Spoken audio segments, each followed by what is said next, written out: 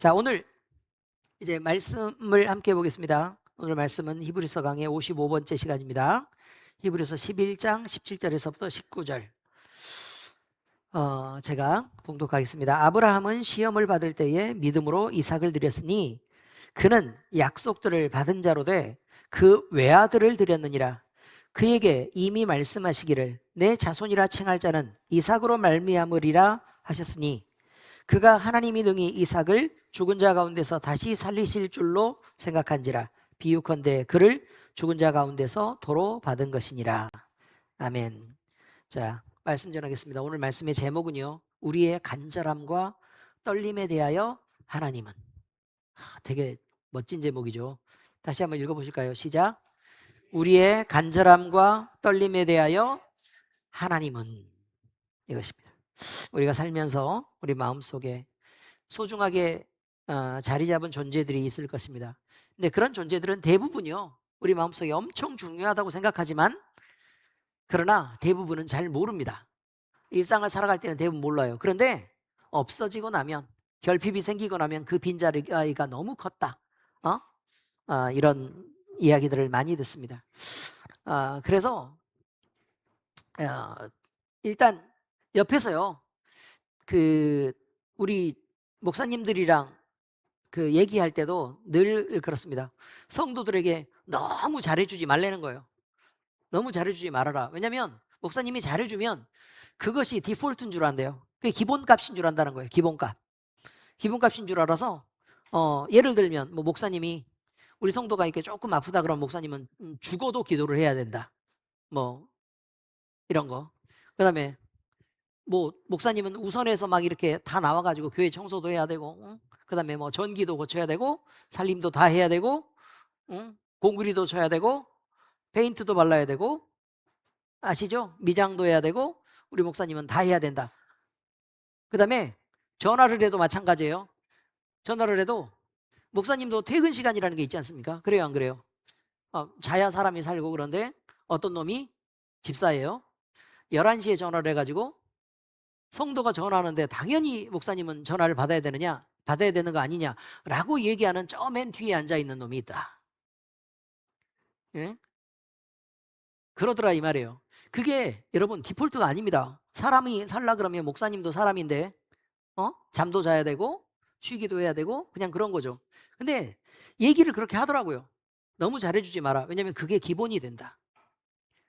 좀 이렇게 잔잔하게 조금 적당하게 거리를 두고 있다가 어쩌다 한 번씩 이렇게 토닥여주고 이렇게 해줘야 그 사람 마음에도 상처가 안 되고 목사님도 피곤하지 않다라는 얘기를 자꾸 하시더라 이 말이에요. 저는 그 말이 뭔지 몰랐습니다. 나는 우리 주님처럼 사랑해야지라고 생각했었는데 그걸 몰랐어. 우리 주님이, 내가 주님이 아닌 걸 몰랐다 그 말이에요. 우리 주님은 하나님이시고 그러니까 어떻게 뭐 잘 됐을지 모르지만 사람은 그게 쉽지 않더라, 이런 얘기를 말합니다. 여러분, 또 뿐만 아닙니다. 늘 남편이요, 아내를 잘 챙겨주는 남편이 있습니다. 그 남편 칭찬 못 받습니다. 맨날 밖에 나가면 아내가 맨날 욕하고 돌아다닙니다. 응? 뭐 이런 거, 뭐 이만큼 잘해주는 건 누구나 다 하는 줄 알아요. 이해하시죠? 무슨 말인지. 네, 그런 줄 알아요. 그런데 남들 보면 되게 막 이렇게 틱틱거리고 막 잘해주지도 않고 아내 도와주지도 않고 그러다가 어쩌다 한 번씩 막 이렇게 따뜻하게 잘해주면 이 사람의 속마음이 진짜 이런가 보다 이렇게 믿어요 또. 그리고 평소에는 엄청 잘해주다가 어쩌다 한번 섭섭하게 하면 진심은 이거였는데 이 인간이 억지로 지금 이렇게 행동하고 있구나 이렇게 얘기한다고요. 그럼 잘하는 사람은 억울해요, 안 억울해요? 억울하죠. 여러분이 그 마음을 이해해야 된다는 거예요. 여러분이 또 아내들도 마찬가지입니다. 맨날 밥하고 옆에서 소중한 존재로 이렇게 아이들을 챙기고 또 남편을 챙기고 이렇게 제 자리를 잘 지켜줄 때 그 감사를 알아야 되는데 그냥 뭐 어느 뭐 이 사람 없어지면 뭐 내가 뭐 새장가 가지 뭐 새장가 누가 와도 이 정도는 하겠지 싶은데 여러분, 그렇지 않을 수 있습니다. 아시겠습니까? 사람은요 다 그놈이 그놈이고 또 그 사람이 그 사람입니다. 뭐 특별히 새로 구해봐야 적응하기만 힘들고요, 더 많은 수고와 노동이 필요한 것입니다. 그래서 새로 사람을 구하면, 예를 들어 새장가를 가면요 더 열심히 노력해요. 그렇지 않습니까? 그러면 새장가 안 갔을 때 그만큼 노력했었으면 그 사람한테도 예쁨 받았을 거라고. 잘 이해하시죠? 제가 왜 이런 얘기를 하느냐? 여러분, 있을 때 좀 잘하고 그다음에 있는 것에 대해서 조금 고마운 것들을 좀 알면서 사는 게 사람의 기본이 아니냐라는 얘기를 말씀드리는 것입니다. 다들 인정하시죠? 네. 옆에서 자리를 지키고 있는 소중한 사람들을 잘 챙기시기 바랍니다. 자, 그런데요. 오늘은 이 이야기를 넘어서요. 아브라함의 이야기로 가려고 합니다. 그 아브라함의 이야기는 뭐냐? 이거예요. 자기 마음속에 너무너무 소중한 존재가 있다. 아이를 도저히 낳을 수 없는 100세의 나이에 이미 자기는 생산 능력이 전혀 없는 상태에서, 아니 경수가 끊어진, 이미 끊어져서 이미 태가 말라버린 아내로부터 얻은 아들 이삭이 있었다는 거예요. 아들이 있었다. 그런데 하나님이 그 이삭의 나이가 한 17살쯤 됐을 때입니다. 지금 17살쯤 됐을 때 갑자기 하나님이 나타나셔서 뭐라고 말씀하시냐? 이삭을 잡아서 번제로 드려라, 이렇게 말하는 거예요. 번제가 어떻게 드리는 건 줄 여러분 아시죠? 죽여요. 그래가지고 일일이 이게 포를 뜹니다. 회치듯이 포를 떠가지고 그것을 불에 태워서 드리는 거예요. 아니 그냥 죽이는 것도 쉽지 않은데 포를 떠가지고 그걸 번제로 드리라는 게 지금 말이 됩니까? 말도 안 되는 일이죠. 근데 하나님이 그렇게 하라고 하셨단 말이에요. 그런데 이렇게 드리라는 말을 들었을 때 오늘 본문은요, 하나님이 분명히 약속하셨대요. 뭐라고 약속하셨냐? 이삭을 통해서만 네 후손이 전해질 거다, 이렇게 약속을 하셨다고 얘기합니다. 분명히 그렇게 나와 있어요. 뭐라고 나왔죠? 이삭으로 말미암 네 자손이라 칭할 자는 이삭으로 말미암음이라 하셨어요. 그럼 이삭이 장가는 가고 결혼하고 무슨 씨를 뿌리고 나서 애가 태어나야 그 다음에 뭐 이삭을 죽이든지 살든지가 있는데, 아직 결혼도 안 하고 17살밖에 안 되는데 그럼 그 아들이 없어지면 돼요, 안 돼요? 안 되겠죠. 근데 그 약속을 믿었기 때문에 하나님은 이 아들을 죽여도 분명히 이삭을 다시 살게 하셔가지고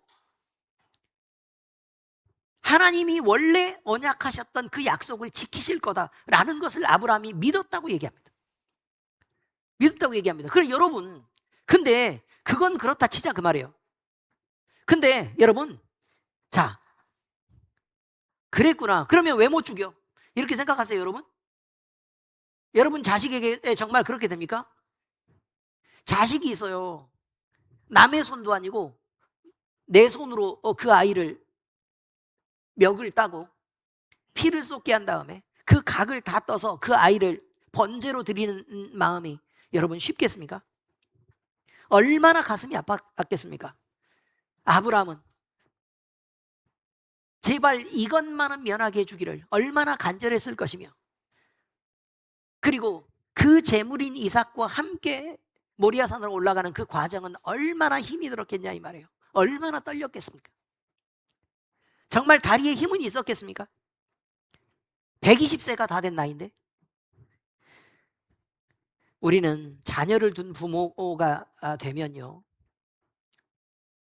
내가 신앙에서 내가 하나님만 알고 내가 주님만 섬기리라라고 결단하는 어느 순간들이 딱 존재하게 될 때가 있습니다. 그때에 내가 가장 소중한 것을 주님 앞에 드리고 싶습니다라고 내가 헌신한다면 그때 분명히 떠올리는 게 자식입니다. 이 아이를 내가 우리 주님 앞에 드려서 우리 주님의 일을 하게 하겠습니다. 이 아이를 주님의 뜻대로 반드시 가르쳐서 살게 하고 주님의 영광을 위해서 살게 하겠습니다 라고 자식을 드릴 때가 있다 그 말이에요. 그런데요, 그렇게 드린 자식이라도 예를 들어 아프고 또 병들고 또 여러 가지 어려움 때문에 고통을 당하고 친구들과의 관계 때문에 힘들고 이러면 차라리 내가 그 일을 당하는 게 낫지, 그걸 보고 있기가 되게 쉽냐 그 말입니다. 심지어 우리 애가 막 너무 이쁘고 그러잖아요. 그럼 밖에 내보내기가 어려워요. 왜냐하면 사고라는 게요, 내가 조심한다고 안 나는 게 아니에요. 그래서 어느 순간에 어떤 차에 부딪혀서 어떻게 애가 갑자기 무슨 사고를 당할지도 모를 일이고, 그 사고란 내가 예상할 수 없는 상황에서 갑자기 일어난 거기 때문에 그런 일을 생각하면 가슴이 너무 답답하고 너무 힘든 일이라 그 말이에요. 이 아이가 내가 살아있는 동안에 계속 내 옆에 머무르 줄 수 있을까? 라는 것을 다시 한번 생각하면 그건 정말 내 마음속에 정말 답답하고 그냥 먹먹하게 올 수밖에 없는 그런 것입니다. 그런데요, 그 애를 하나님이 먼저 부르신다고 생각을 한번 해보시기 바랍니다. 하나님이 나보다 먼저 사고를 통해서 가든 아파서 가든 어? 먼저 나보다 앞세운다고 생각을 해보라 그 말이에요. 세상이 못할 일이 그거라고 얘기합니다. 자식을 부모보다 앞세우는 일,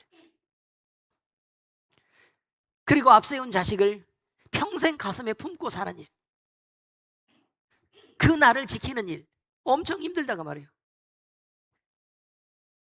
우리 큰아이가 저보다 먼저 앞서서 갔습니다. 그날이 5월 27일입니다. 우리는 생각도 하지도 않아요. 그리고 그날이 어쩐 날인지 모르고 지나가는 것처럼 보입니다. 그런데 그때마다 굉장히 심한 몸살을 앓습니다. 너무 아파서 움직일 수 없을 만큼 힘들어요. 그런 거라 그 말이에요. 하나님 품에 안긴 것을 모르지 않습니다. 근데 너무 보고 싶고 너무 만지고 싶고 그 아이의 냄새가 십몇 년이 지난데 지금도 그 냄새가 나고 느껴집니다. 여러분, 부모에게 있어서 자식이라게 그렇게 단순한 그냥 내 옆에 존재하는 가족 중 하나나 아니면 내가 내 맘대로 혼내고 그렇게 키울 수 있는 그런 소유물이겠습니까? 그게 아닙니다. 부모에게 자식은 심장이고 생명입니다. 아브라함에게 있어서 이삭은 어떤 존재였을까? 우리가 성경을 묵상하면 여전히 내가 내 새끼를 생각할 때 아브라함에게 있어서 이삭은 특히 늦둥인데 독생자라, 그것도 낳을 수 없는 중에 하나님이 기적적으로 만들어내신 그 이삭은 얼마나 소중했을까? 얼마나 눈에 가득 찼을 것이며 얼마나 가슴에 품었을 것이며 얼마나 소중했을까? 이런 것은 우리가 쉽게 생각할 수 있습니다. 그런데 하나님의 나라를 짊어질 약속의 자녀였기 때문에 더 소중하게 생각하고 더 귀하게 다뤘을 것입니다. 이삭은 아브라함에게 있어서 그의 웃음과 행복이었을 것이고 또 그의 미래였을 것이고 그의 모든 것이었으며 그의 생명, 다시 말해 그의 심장이었을 것입니다. 그러므로 하나님께서 주신 모든 약속이 눈에 보이는 영상이 이 아들에게서 비춰질 때 아브라함은 행복하고 또 행복했을 것입니다. 그런데 그 아들을 모리아산에서 제물로 바치라고 얘기한다는 그때의 아브라함의 마음은 얼마나 답답했겠습니까? 우리는 종종 아브라함에게 있어서요, 믿음이라고 얘기하면 아브라함이 순종했다 이것만 생각합니다. 아브라함이 그 순종을 위해서 어떤 희생을 감내하거나 어떤 고통을 참아내야 되고 그가 무엇까지 견뎌야 됐는지에 대한 생각은 잘 하지 않습니다. 무엇과 분리해서 떠나며 어떤 고통 중에도 하나님을 절대 버릴 수 없었다, 어떤 위험 중에도 하나님을 그가 끝까지 놓지 않았다는 사실을 우리는 잘 모릅니다. 그런데 성경에서 극적인 장면으로 계속 몰아갑니다. 모리아산에서 떨리는 손으로 칼을 들었던 아브라함의 모습을 생각해 보시기 바랍니다. 그것을요, 하나님은 골고다 언덕에서 독생하신 아들이 십자가에 매어 달려서 피를 흘리고 죽어가는 그 모습과 겹쳐서 보신 것입니다. 이 겹쳐진 두 장면은 물론 결정적인 차이는 존재합니다. 왜냐하면 이삭은 살았고 예수님은 죽었으니까요. 근데 왜 살렸느냐? 하나님이 그 아픈 마음을 알고 이해하셨기 때문입니다. 그래서 일부러 살려주신 것입니다. 그래서 우리는 늘 그런 기대를 합니다. 죽진 않겠지. 아니요.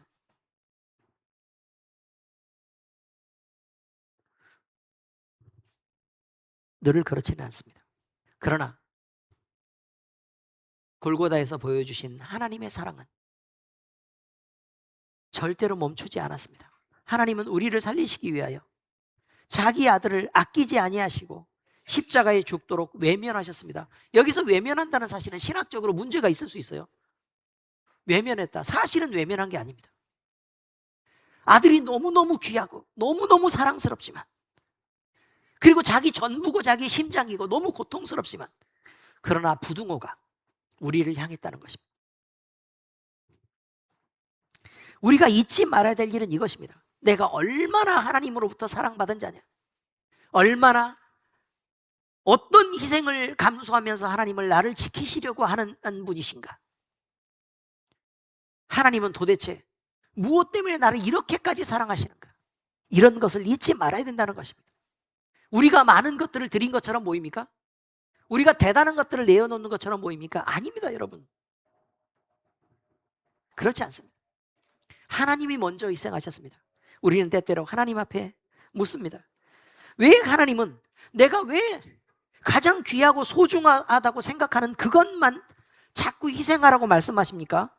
왜 내가 가장 사랑하는 것만 주님 앞에 내놓으라고 하십니까? 왜 내가 간절히 붙드는 것을 하나님께 자꾸 내어 맡기라고 하고, 내가 중요하게 생각하는 거, 내가 아끼고 싶고 내가 갖고 있고 싶은 걸 왜 자꾸 내놓으라고 말씀하십니까? 라고 얘기합니다. 근데 그 질문 앞에서 하나님은 항상 우리에게 딱 한 가지 장면을 먼저 보여줍니다. 십자가에 매달린 예수 그리스도입니다. 내가 먼저 나의 가장 소중한 아들을 너를 위하여 내어주지 않았느냐, 내가 너를 이렇게 사랑하지 않느냐, 그러니 너는 나를 믿을 만하지 않냐. 오늘 본문은 아브라함이 이삭을 드린 이야기이면서 동시에 가장 귀한 것을 내어주신 하나님의 사랑을 비추는 말입니다. 그러면서 말합니다.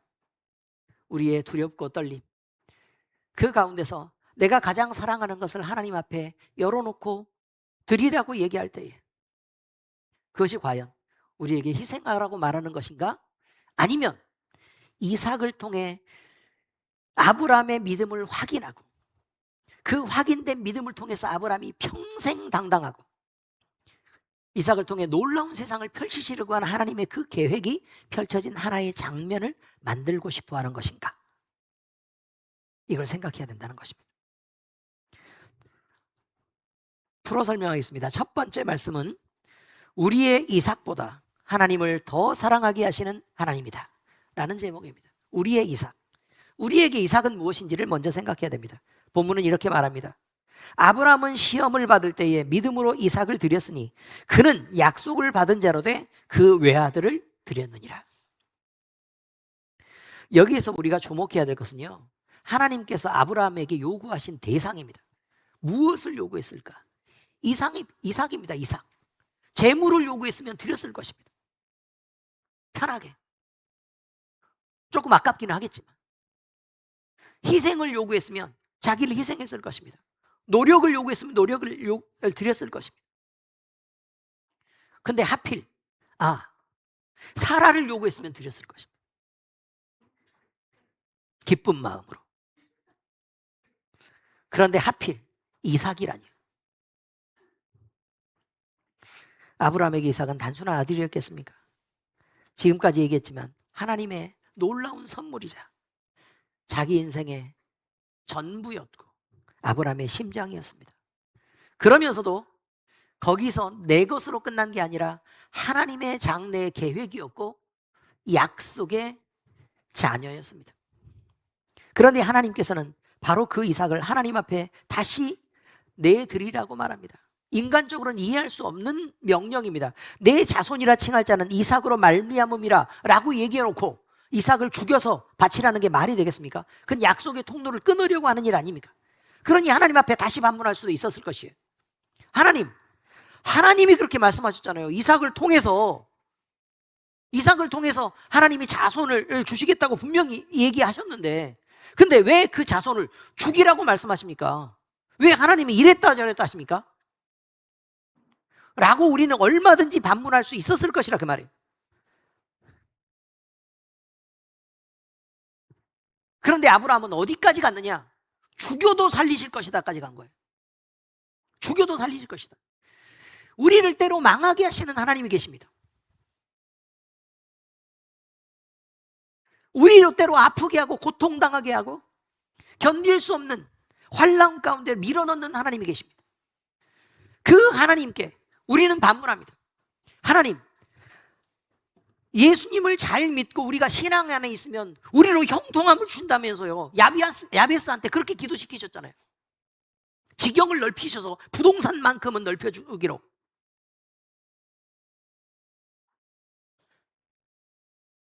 그런데 여러분, 그렇게 반문할 수 있습니다. 왜 우리를 아프게 하십니까? 저 봉사하고 싶은데요. 하나님 앞에 하나님의 기쁨을 위해서 평생 주를 위해서 봉사하면서 살으라고 분명히 말씀하셨는데 왜 제 몸은 이렇게 아파서 마음대로 움직일 수도 없는 이런 일로 나를 몰아넣으셨습니까? 라고 말할 수 있을 것입니다. 하나님 왜 저는 왜 그지같이 맨날 남한테 겨우 빌어먹지 않을 정도만 이렇게 재물을 주셔가지고 하나님 앞에 마음껏 드릴 수도 없고 또 내가 뭘 먹고 싶은데도 쓰고 싶은데도 마음대로 쓸 수도 없는 그런 환경 속에서 지질이 궁상으로 가난하게 하셨습니까?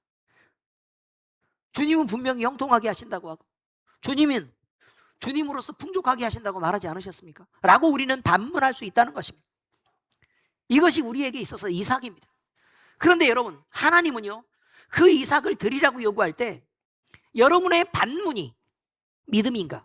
아니면 그 반문 너머에 있는 이삭을 다시 살리실 것을 믿고 하나님이 그 믿음을 확인하신 다음에 우리에게 펼쳐질 그 놀라운 세상을 믿고 드리는 것을 요구할 것인가? 라는 것에 있습니다. 어떤 것이 믿음이냐라는 것을 말하고 있는 것입니다. 우리가 가진 모든 것들을 다 희생해도 그 너머의 계획을 갖고 계시는 우리 하나님의 언약을 믿을 때 우리가 아브라함의 믿음을 닮았다 이렇게 얘기할 수 있는 것입니다. 고난을 당할 때마다 저는 왜 이렇습니까? 저는 왜 이렇습니까?를 말하는 것보다 그 고난 너머에 있는 하나님의 나라와 하나님이 펼칠 놀라운 세상을 바라보는 그것이 믿음이라 이 말이에요. 사실 우리 삶에도 각자의 이삭이 있을 수 있습니다. 제일 먼저 생각하자면 제일 쉬운 것은 자녀니까 우리 자녀일 수 있습니다. 또 우리의 건강일 수 있습니다. 평생을 이뤄놓은 직장과 사업과 명예와 재물일 수도 있고 내가 꿈꾸었던 미래의 계획일 수도 있습니다.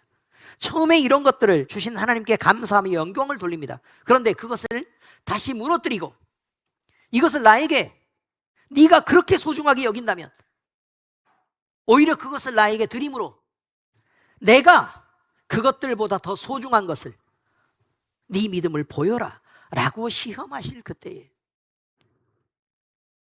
우리는 그것을 기쁨으로 감당할 수 있는 자인가 라는 것을 생각해야 됩니다. 물론 하나님이 주신 그것들을 사랑하는 것은 죄는 아닙니다. 왜냐하면 하나님이 선물로 주신 것 때문에 그렇습니다. 문제는 그것이 하나님보다 소중한 자리에 올라설 때의 문제입니다. 자식을 받으면요 감사하고 찬송합니다. 그런데 그 자식을 하나님이 어떻게 하시겠다고 얘기하거나 주님의 뜻대로 키우라 그러면 그걸 용납을 못합니다. 여러분, 재물을 주시는 하나님께 감사합니다. 그런데 그 재물을 하나님 앞에 들여서 주의 일에 쓰라 그러면 아까워서 벌벌 떱니다. 건강을 주실 때 감사합니다. 그런데 그 건강을 네가 건강한 네 육체에 힘을 다해서 하나님 앞에 봉사하고 주의 교회를 위해서 일하라 라고 얘기하면 이 더운 날에 이 힘든 일을 왜 자꾸 나를 갖다가 쓰려고 하십니까? 라고 반문하면서 불평한다는 거예요. 무너뜨려야 좋겠습니까? 아니면 하나님이 사용하시는 게 좋겠습니까? 그걸 생각해야 된다는 거예요. 우리에게 희생을 요구하는 것은 하나님이 우리를 희생시키고자 하는 것이 아닙니다. 더 큰 미래의 약속, 더 큰 보장을 위해서, 더 큰 행복들을 위해서 하나님이 우리에게 배려하신 것입니다. 여러분, 한번 생각을 해보시기 바랍니다. 아브라함이요, 잘 생각해 보셔야 돼요. 아브라함이 이삭을 드리라 그랬을 때 아브라함이 고통 중에 하나님 앞에 부르짖어 가지고요 결국 안 내놓고 자기가 지키려고 막 엄청 노력했다 그 말이에요. 그 이후로의 아브라함의 평생의 삶이 어떻겠습니까? 하나님을 지키지 못하고 그 명령을 어기면서 하나님이 주신 선물인 그 이삭을 자기 스스로 지킬 수 있다고 믿었던 그런 상황을 한번 생각해 보시라 그 말이에요. 얼마나 고통 중에 그가 믿음 같지 않은 믿음으로 살았겠느냐 이런 말입니다. 그런데 하나님이 드리라 그랬을 때 그가 아끼지 않고 하나님 앞에 드렸습니다. 약속을 믿고 드렸다라고 얘기합니다. 약속을 믿고 드렸다. 자, 근데요 그 이후로 아브라함이 이삭을 드리고 나서 그 다음부터는요, 그의 평생에 뭐가 아까운 게 있겠습니까? 뭐는 못 드리겠습니까? 무슨 헌신은 못 하겠습니까? 그래서 아브라함이 그 시점을 기준으로 믿음의 조상이 된 것입니다.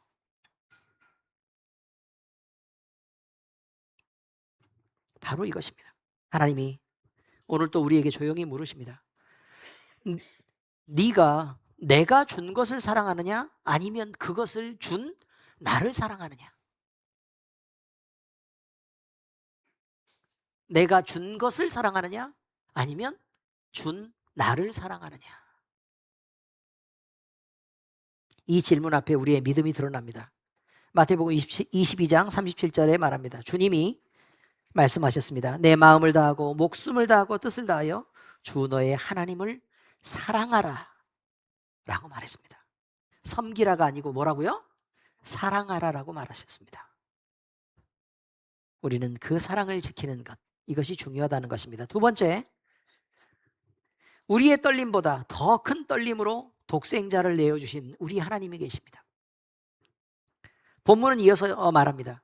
그에게 이미 말씀하시기를 내 자손이라 칭할 자는 이삭으로 말미암음이라 하셨으니. 근데 잘 보세요. 내 자손이라 복수형입니까? 단수형입니까? 내 자손들이에요? 자손이에요? 자손이죠. 누구를 가리키고 있는 거냐면 예수님입니다. 예수님. 내 자손이라 칭할 자는 이삭으로 말미암음이라 하셨으니 그가 하나님이 능히 이삭을 죽은 자 가운데서 다시 살리실 줄로 생각한지라. 아브라함이 이삭을 드릴 수 있었던 이유는요, 단순히 막 이렇게 막 폭발하는 감정을 억누르는 강한 의지가 있었기 때문이 아닙니다.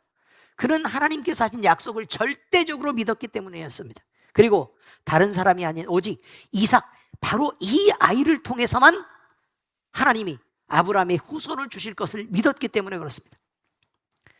그렇기 때문에 비록 자신의 손으로 이삭을 제단 위에 올려놓는 그 일을 하게 된다고 할지라도 하나님께서 이 아이를 반드시 다시 살릴 것이라는 믿음이 있었다고 얘기하는 것입니다. 바로 이 장면은요, 아브라함의 위대한 믿음만 보여주는 사건에 지나는 것이 아닙니다. 하나님께서 모리아산의 이 사건을 통해서 훗날 더 큰 구원의 사역을 미리 보여주고 계실 것이라는 의미입니다. 하필 왜 제단에 바쳐진 이삭을 내 자손을 주리라 한 것과 연결하겠습니까? 이 모습은 훗날 골고다 언덕을 향해 십자가를 지고 가시는 하나님의 독생자 예수 그리스도의 그림자였습니다.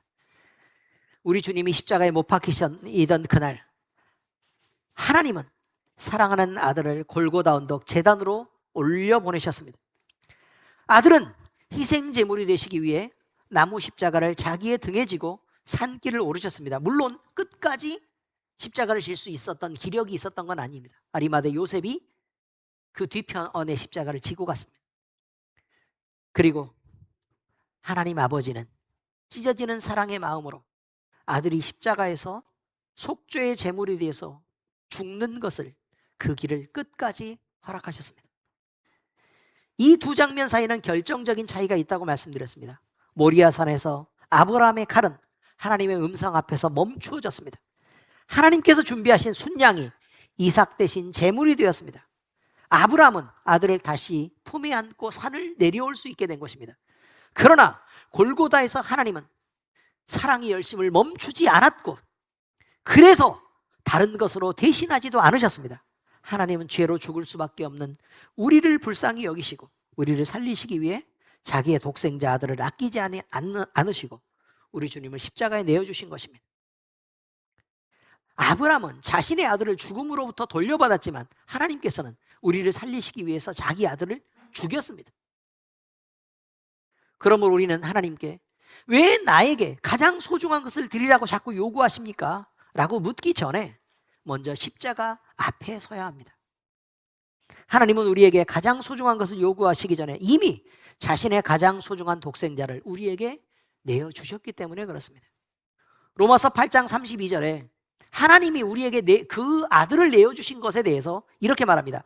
자기 아들을 아끼지 아니하시고 우리 모든 사람을 위하여 내어주신 이가 어찌 그 아들과 함께 모든 것을 우리에게 주시지 않겠느냐. 아브라함이 아들을 하나님 앞에 내어드렸을 때에 하나님 앞에 드리지 못할 것이 그의 인생에 있었을 거다 없었을 거다? 없었을 거라 그 말이고, 당연하지 않습니까? 자기의 전부이고 자기의 심장이고 자기의 생명, 자기의 온 희망, 그 아들을 하나님 앞에 번제로 내어드리는 각오 속에 그가 모리아 산을 올라서 직접 칼을 들어서 죽이려고 했었던 그의 믿음이 나중에 하나님이 무엇을 드리라고 했을 때 주저할 수 있겠냐 그 말이에요. 그런데 그 장면을 성경은 다시 끌고 와서 이렇게 말합니다. 하나님이 외아들, 독생자 아들을 십자가에서 내어주시기까지 어떤 마음이었는지를 알고 있니?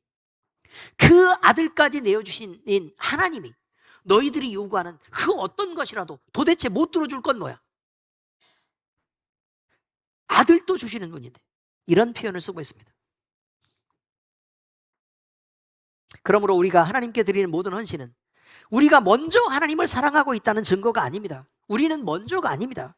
아무리 귀하고 대단해 보이는 우리가 드리는 헌신이라고 할지라도 그것은 이미 독생하신 예수님을 먼저 내어주신 하나님의 사랑에 대해서 대답하는 작은 응답일 뿐입니다. 모리아산에서 아브라함이 경험했던 떨림보다 우리에게 더 큰 떨림이 있었습니까? 정말 그 떨림보다 더 큰 떨림이 있었을 거라고 상상하십니까? 여러분, 이거 어떤 어려움을 만났길래 모리아산의 아브라함보다 더 떨리겠습니까? 모리아산의 아브라함보다 어떤 일을 경험했길래 더 두렵겠습니까? 그런데 그 떨림보다 더 깊은 사랑의 떨림으로 하나님은 독생자를 우리에게 내어주셨습니다. 그러므로 십자가를 아는 사람은 자신의 이삭을 하나님께 맡길 수 있는 것입니다. 요한복음 3장 16절에 말합니다. 하나님이 세상을 이처럼 사랑하사 독생자를 주셨으니 이는 그를 믿는 자마다 멸망하지 않고 영생을 얻게 하려 하심이라. 이제 말씀을 적용하겠습니다. 드리는 것은 잃어버리는 것이 아니라 하나님께 맡기는 것입니다. 안전을 보장하는 것입니다. 본문은 마지막으로 이렇게 말합니다. 그가 하나님이 능히 이삭을 죽은 자 가운데서 다시 살리실 줄로 생각한지라 비유컨대 그를 죽은 자 가운데서 도로 받은 것이니라. 내놓고 끝나는 일이 아니라 도로 받는다 말이에요. 아브라함이 이삭을 제단 위에 올려놓을 수 있었던 이유는 포기한 것이 아니라 그가 살아서 돌아올 걸 믿었기 때문에 그렇습니다. 잃는 것이 아니라 그 아들이 영광의 모습으로 자기 옆으로 돌아올 걸 알았기 때문에 그렇다는 것입니다. 그러므로 놓아야 했고, 그가 놓았을 때 하나님은 그 아들을 아브라함의 품으로 돌려보냈습니다. 사람은 누구나 소중한 것을 붙잡고 싶어 합니다. 잃지 않고 싶기 때문입니다. 자녀를 붙잡고 싶고, 건강을 붙잡고 싶고, 지금 누리고 있는 삶과 미래 행복과 계획을 붙잡고 싶습니다. 그것이 우리의 간절함이며 그게 우리의 떨림입니다. 그걸 포기하지 못하는 것. 그걸 포기하라 그랬을 때 우리는 얼마나 간절하고 얼마나 떨리냐 이 말이에요. 그래서 우리는 종종 하나님께 이것만은 안 됩니다 주님, 이렇게 기도합니다. 이것만은 제발 건드리지 마십시오. 정말 이 선을 넘으면 하나님 정말 저 어떻게 될지 모릅니다.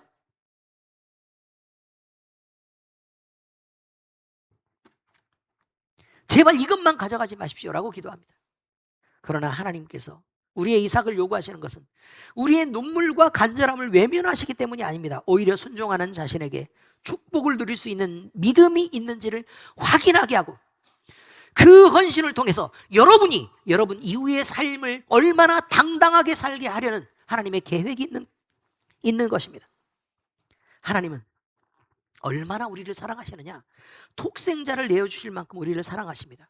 그래서 우리에게 가장 귀한 것을 요구하시기 전에 자신의 가장 귀한 것을 먼저 주시면서 모범을 보여주신 것입니다. 그러므로 하나님께 드린다는 것은 하나님께 빼앗기는 것이 아니라 가장 사랑이 크시고 가장 선하시며 가장 안전하신 하나님의 손에 맡겼다가 되돌려받는 일이라는 것입니다. 아브라함은 모리아산의 제단에서 순종하였지만 이삭을 잃지 않았습니다. 하나님께 맡김으로 자신의 믿음과 하나님을 향한 사랑과 하나님을 자신이 얼마나 두렵고 떨림으로 사랑하고 있다는 것을 증명했습니다. 그래서 하나님께서는 그 이삭을 다시 아브라함에게 돌려주셨고 말로 다 할 수 없는 좋은 것으로 그에게 축복하셨습니다. 물론 하나님께서 우리가 맡긴 것을 반드시 이전의 모습 그대로 다 돌려주신다는 의미는 아닙니다. 때로 하나님은 우리가 붙들고 있는 것을 다른 방식으로 바꿔서 이끄시고 더 크고 깊은 하나님의 뜻 가운데서 사용하십니다. 그래서 우리가 요구하는 것을 버리게 하시고 하나님이 주시는 좋은 것들로 채워주시는 경우들이 많이 있습니다.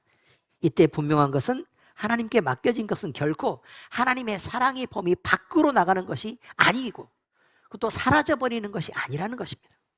사도 바울은 그래서 이렇게 고백합니다. 디모데후서 1장 12절에 내가 의탁한 것을 그날까지 그가 능히 지키실 줄을 확신합니다. 의탁한다는 게 뭐예요?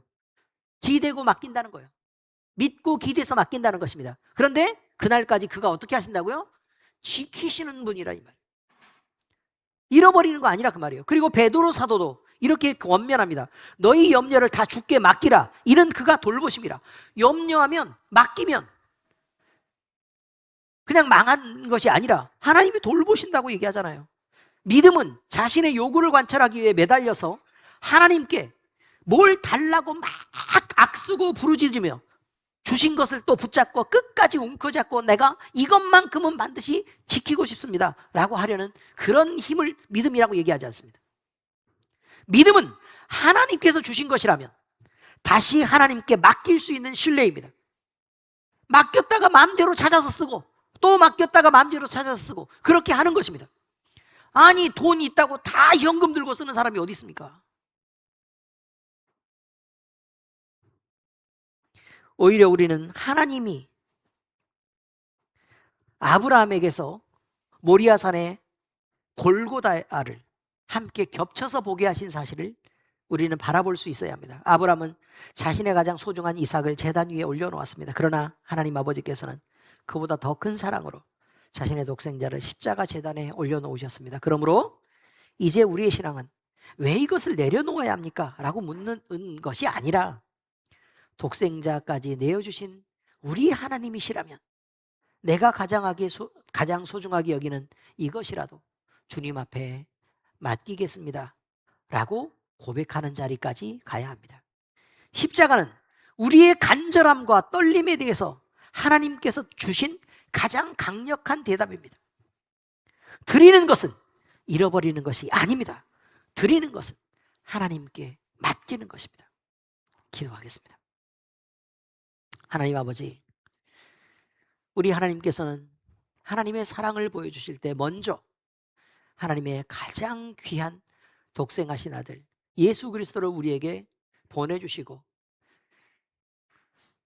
그의 생명의 희생으로 우리를 살려내셨습니다. 그리고 우리를 구원해내셨습니다. 아버지 하나님, 또한 하나님은 우리의 살 것을 주시고 여러 가지 좋은 것도 우리에게 베푸셔서 하나님께 감사하게 하셨고 그것들을 통해서 하나님을 섬기게 하고 또 그것들을 하나님께 드려 헌신하게 하셨습니다. 아버지 하나님, 우리가 주님 앞에 드리는 그 자리는 하나님의 사랑과 하나님에 대한 신뢰와 경외함이 열매 맺는 자리인 것을 우리가 늘 생각하게 하시고 우리가 드리는 이 헌신을 통해 하나님과 우리 사이가 점점 더 화목하고 좋아지며 또 우리의 믿음이 당당하게 되어서 우리의 미래의 삶이 하나님의 품 안에서 자신 있게 우리 주님을 섬기며 살아가는 당당함이 될 수 있도록 주여 인도하여 주시옵소서. 주님께 맡기는 것은 주님께 빼앗기는 것이 아니라 주님께 맡기는 것은 주님을 믿기 때문에 주님이 보관하라고 의탁하는 것임을 잊지 않게 하시옵소서. 우리의 헌신과 우리의 믿음을 견고히 하시고 주의 성령으로 우리의 마음을 채우시고 이런 믿음의 헌신이 우리 마음속에 아브라함처럼 기쁨으로 드려질 수 있도록 또 믿음 가운데 드려질 수 있도록 주여 우리의 마음을 붙잡아 주옵소서. 살아계신 우리 주님 예수 그리스도의 이름으로 감사하며 기도합니다. 아멘.